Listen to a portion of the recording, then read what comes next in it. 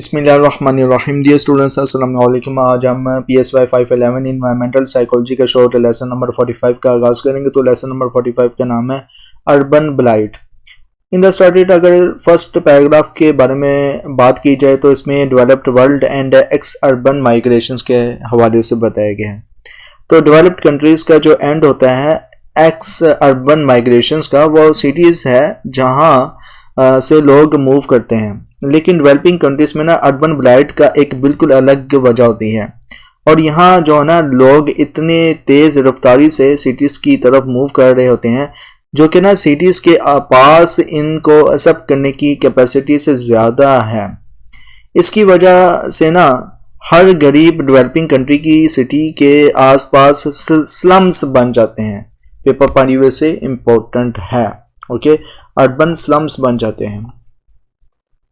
मज़ीद इसमें आपको rural economy and migration to city के हवाले से इस पैराग्राफ में बताया गया। तो रूरल एरियाज़ की इकोनॉमीज जो अक्सर सिर्फ सबसिस्टेंस फार्मिंग पर डिपेंड करती है, उन लोगों को जो है वो डिपेंड करती है जो प्रोवाइड्स नहीं कर पा रहे या जो है वो नहीं कर पा रहे होते, जो बढ़ती हुई पॉपुलेशन के लिए ज़रूरी होता है। इसलिए लोग ना सिटीज़ की तरफ मूव करते हैं जहाँ ना कम से कम इन्हें ना एम्प्लॉयमेंट्स की जो है वो उम्मीद होती है कि हमें रोज़गार मिल जाएगा। सिटी हाउसिंग में इंट्रोडक्शंस में आप स्टूडेंट्स को बताया गया कि सिटी की हाउसिंग सिस्टम माइग्रेंट्स के इन्फ्लूस की वजह से ओवरवेलमेड हो जाती है। अगर हाउसिंग अवेलेबल हो भी तो इनके पास इतने पैसा नहीं होता, वो रेंट अफोर्ड कर सकते हैं। इस वजह से ना स्लम्स बन जाते हैं। स्लम्स सराउंडिंग द सिटीज़ में आप स्टूडेंट्स को बताया गया कि बहुत बड़े स्लम्स जो सिटीज़ के पास होते हैं ना, डेवलपिंग कंट्रीज़ की इंस्टीट्यूशनल स्ट्रक्चर्स के लिए बहुत बड़ा चैलेंजेस होता है।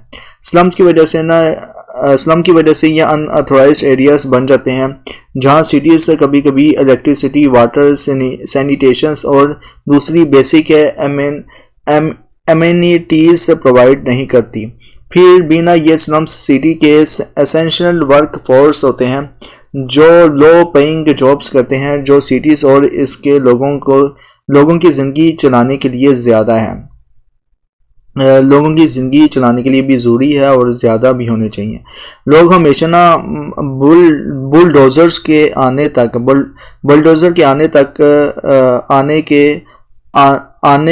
जो है ना वो देर करते हैं। मतलब कि जो इनके बुलडोज़र से मुराद ये है कि हमेशा जो है एकदम से आ जाते हैं लोग, जिसकी वजह से जो है वो सारी चीज़ें मुहैया करना एक सिटी के लिए बहुत ही चैलेंज वाला होता है, जो इनके जो शैनोटाउन्स के लेवल्स कर देंगे। इन नेबर्स में ना जो सबसे बड़ी ज़रूरी होती है ना वो है home security.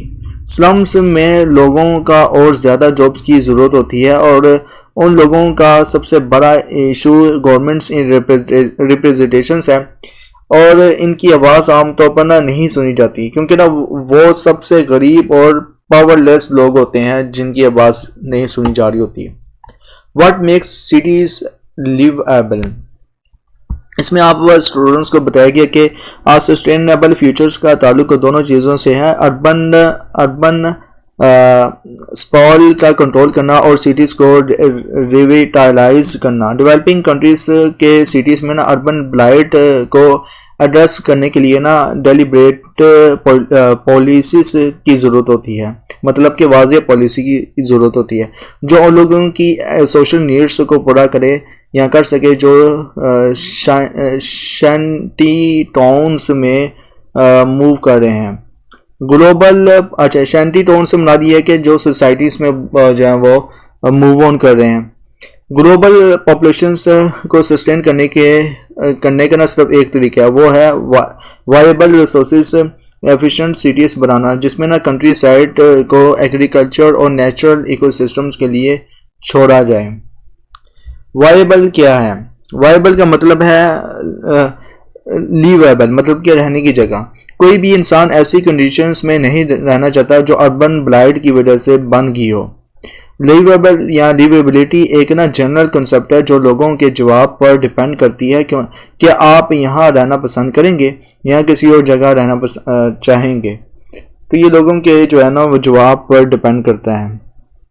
Liveable cities around the world, इसमें आपको बताया गया कि लिवेबल सिटीज़ की दुनिया भर में ना जो कॉमन चीज़ें होती हैं, नंबर 1 पे कौन कौन सी होती हैं? हाई पॉपुलेशंस डेंसिटी का मेंटेन करना। नंबर 2 पे है रेजिडेंट्स, बिजनेस, स्टोर्स और शॉप्स की हेट्रोजेनिटी को प्रिजर्व करना। नंबर 3 पे है लेआउट्स को ना ह्यूमन डायमेंशंस के मुताबिक बनाना ताकि ना लोग आसानी से ना मिल सके और विजिट्स कर सकें और यहाँ फिर बिजनेस कर सकें, जैसे कि साइड वॉल के कैफ़े पर कॉफ़ी पीना जाकर या फिर ओपन एरियाज में स्टॉल करते हैं। ओके, मज़ीद इसमें इस तरह से ना हम सिटीज़ में लोगों के एक अच्छी क्वालिटी ऑफ लाइफ जो वो मिलती है, जहाँ पर वो अपनी डेली एक्टिविटीज़ को ना एफिशिएंटली और कंफर्टेबल इंजॉय कर सकते हैं। आगे है पीपल वर्सेस ऑटोमोबाइल्स।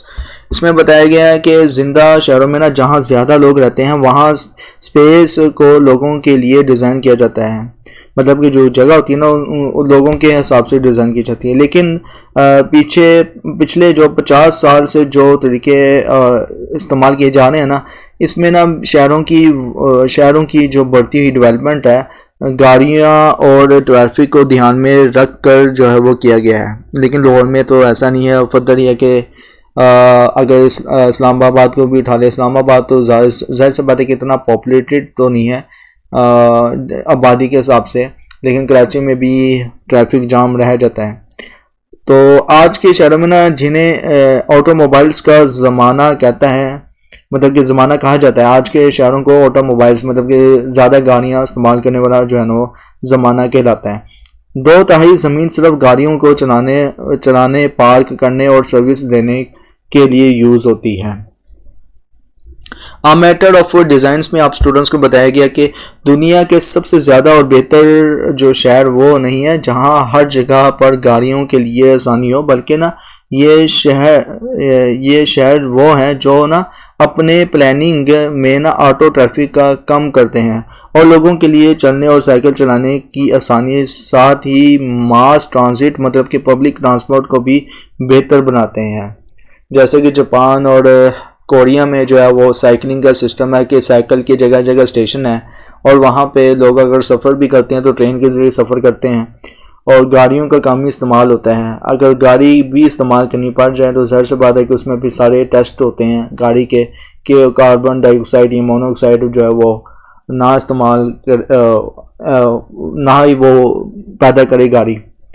अच्छा, example of cities around the world में आपको बताया गया है। नंबर 1 पे एग्जाम्पल्स जो दी गई है, जेनीवा स्विट्ज़रलैंड में ना सिटीज़ का सेंटर में काम करते वक्त गाड़ियों को ना पार्क करने की इजाज़त नहीं दी जाती। यहाँ के लोग ना अच्छी पब्लिक ट्रांसपोर्ट को यूज़ करते हैं। कोपेनहेगन में ना डाउनटाउन एरिया में कोई भी ना ऑन स्ट्रीट पार्किंग अलाउड नहीं है।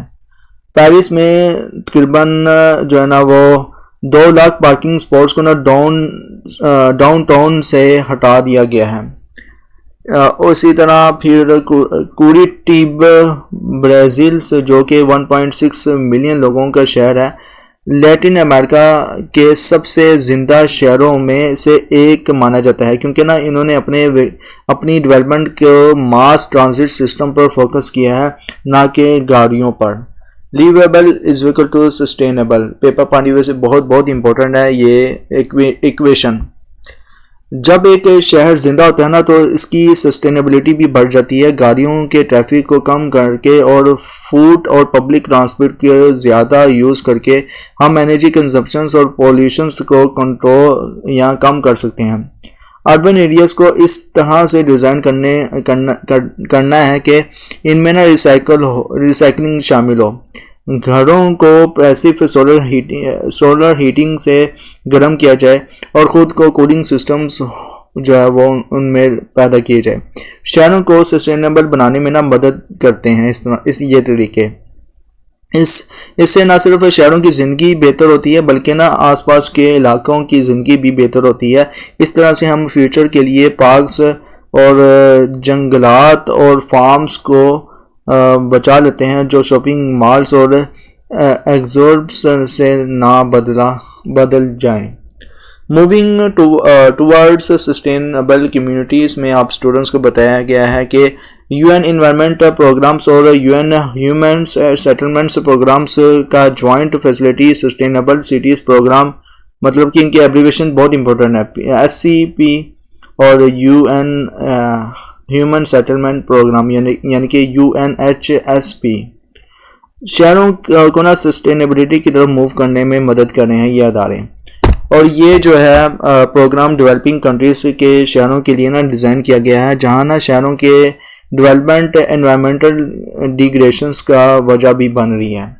सस्टेनेबल सिटीज़ में आपको बताया गया है कि सस्टेनेबल सिटीज़ प्रोग्राम के मुताबिक ना सस्टेनेबल सिटीज़ वो शहर हैं जहां सोशल, इकोनॉमिक और फिजिकल डेवलपमेंट को सस्टेनेबल बनाया जाता है। शहरों की प्लानिंग और मैनेजमेंट में सस्टेनेबिलिटी को प्रमोट किया जाता है ताकि फ्यूचर में हमारे पास बेहतर और इको फ्रेंडली शहर हो।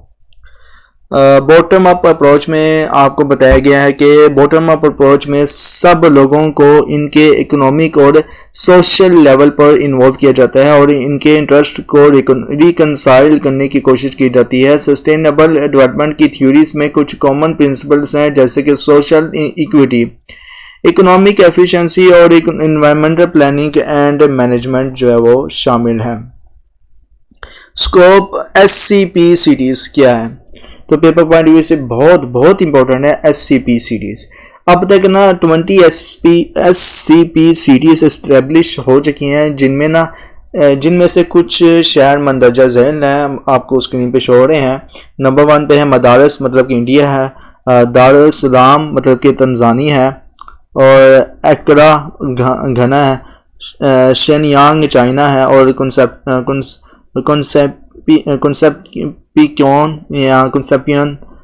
चिली है। Okay, toward the common good में आपको बताया गया कि हमें अपने प्लेनेट पर किस तरह से रहना चाहिए। क्वेश्चन आपसे, इसका जवाब देने के लिए ना 3 स्ट्रेटजीज जो है यहाँ स्ट्रेटेजिक थीम्स है मंदरजा झैल है। नंबर 1 पे सस्टेनेबिलिटी है, नंबर 2 पे है स्टीवर्डशिप है, नंबर 3 पे है साउंड साइंस है। इस थीम को समझ कर ना हम अपने शहरों को बेहतर बना सकते हैं और अपने आसपास के एनवायरनमेंट को सस्टेनेबल भी बना सकते हैं।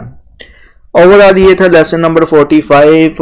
उम्मीद है कि आपकी अब इस कोर्स से जान छूट जाएगी और मेरी दुआ है कि अल्लाह ताला आपकी इस कोर्स से जान छुड़ाए, प्लस इस कोर्स में अल्लाह ताला अच्छे नंबरों के साथ आपको कामयाब करे और जो कुछ आपने पढ़ा, देखा, सुना मुझसे और जो कुछ भी आपने अपने खुद से अपनी एफर्ट लगा के पढ़ा और समझा वो भी अल्लाह ताला आपको कबूल मंजूर करे और आपको इजी पेपर लाने में अल्लाह ताला आपकी मदद करे और आपका लिए आसानियाँ पैदा करें, आपका पेपर आसान हो। मेरे लिए मेरी तरफ से आप स्टूडेंट्स के लिए स्पेसिफिक दुआ है और मेरे लिए भी आप स्टूडेंट्स दुआ करें।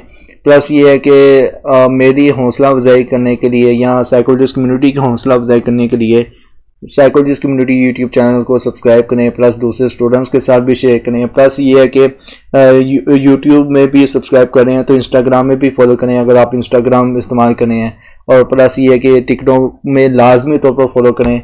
और इसके अलावा अगर आप मॉडर्न और इस्लामिक साइकोलॉजी के बारे में जानने में इंटरेस्टेड हैं तो इनर साइकोफ्लिक्स यूट्यूब चैनल को लाजमी तौर पर सब्सक्राइब करें। इसी वीडियो के डिस्क्रिप्शन में आपको फेसबुक पेज भी लिंक मिल जाएगा, फेसबुक पेज को लाइक करें, इंस्टाग्राम में फॉलो करें उसका भी लिंक मिल जाएगा। प्लस अगर आप ट्विटर में भी फॉलो कर सकते हैं उसका भी लिंक मिल जाएगा इसी वीडियो के डिस्क्रिप्शन में।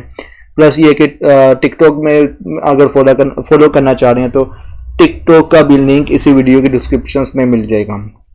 ओवरऑल अब आते हैं जो है इस लेसन के ओवरव्यू की तरफ, एग्जाम पॉइंट ऑफ व्यू से क्या क्या इंपॉर्टेंट है। तो ये जो इक्वेशंस है ना इसमें liveable is equal to sustainable बहुत इंपॉर्टेंट है, और 1.6 मिलियन जो रेशियो है वो किसकी है तो ये भी बहुत इंपॉर्टेंट है। 2 लाख पार्किंग प्लेसेस जो थे वो कन्वर्ट हो गए थे, किस तरह से यहाँ रिमूव किए गए थे किस शहर को लेकर, बहुत इंपॉर्टेंट है ये रेशो। ओके, ऊपर आ जाते हैं ज़रा। वायबल का मतलब बहुत इंपॉर्टेंट है इसलिए मैंने हाईलाइट किया हुआ है। Liveable cities around the world, इसको भी मैंने हाईलाइट किया हुआ इन द स्टडी, जो पॉइंट है बहुत बहुत इंपॉर्टेंट आपसे पूछा जा सकता है। City housing is overwhelmed है और इन्फ्लूक्स ऑफ माइग्रेंट्स है। वास्ट स्लम्स सराउंडिंग्स क्या है, बहुत बहुत इंपॉर्टेंट है, एग्जाम पॉइंट ऑफ व्यू से आपसे पूछा जा सकता है। एक्स अर्बन माइग्रेशंस क्या है, बहुत बहुत इंपॉर्टेंट है, और अर्बन स्लम्स क्या है, बहुत बहुत इंपॉर्टेंट है, एग्जाम पॉइंट ऑफ व्यू से आपसे पूछा जा सकता है घुमा फिरा कर। नीचे आ जाते हैं तो इसमें जैसे बात है ये सारा कुछ मैंने बता दिया। हाँ, SCP से क्या मुराद है, और इसी तरह UN ह्यूमन सेटलमेंट प्रोग्राम्स किसके लिए क्या काम कर रहा है, या सस्टेनेबल सिटीज़ प्रोग्राम क्या काम कर रहा है, तो बहुत बहुत इंपॉर्टेंट है, एग्जाम पॉइंट ऑफ व्यू से आपसे पूछा जा सकता है। बॉटम अप अप्रोच क्या किस तरह से काम कर रही है डिफरेंट इकोनॉमिक और सोशल लेवल्स पर, तो ये आपसे पूछा जा सकता है एग्जाम पॉइंट ऑफ व्यू से जो है ना बहुत बहुत इंपॉर्टेंट है। ओवरऑल ये मैंने SCP सिटीज़ को लेकर जो वो मैंने बता दिया ऑलरेडी। तो SCP सिटीज़ कौन कौन से हैं, बहुत बहुत इंपॉर्टेंट है, पूछा जा सकता है। तो एक्रा का घना है, चाइना का जो है वो शेनयांग है SCP सिटीज़, और चिली का जो है वो कंसेप्शियन है, और तंजानिया का दारुस्सलाम है शहर, तो ये इंडिया का जो है वो मदारस है। तो ये इंपॉर्टेंट है SCP series, paper point of view से आपसे पूछा जा सकता है, या एग्जाम पॉइंट ऑफ व्यू से आप स्टूडेंट से पूछा जा सकते हैं। ओवरऑल ये था आपका लेसन नंबर 45। कोई वर्ड, कोई सेंटेंस, कोई जुमला अगर आप स्टूडेंट्स को नहीं समझ में आया तो आप मुझसे पूछ सकते हैं, इंशाल्लाह आपकी पूरी रहनुमाई कर दी जाएगी। मिलते हैं नेक्स्ट लेसन में। Till then thank you so much. अल्लाह हाफिज़।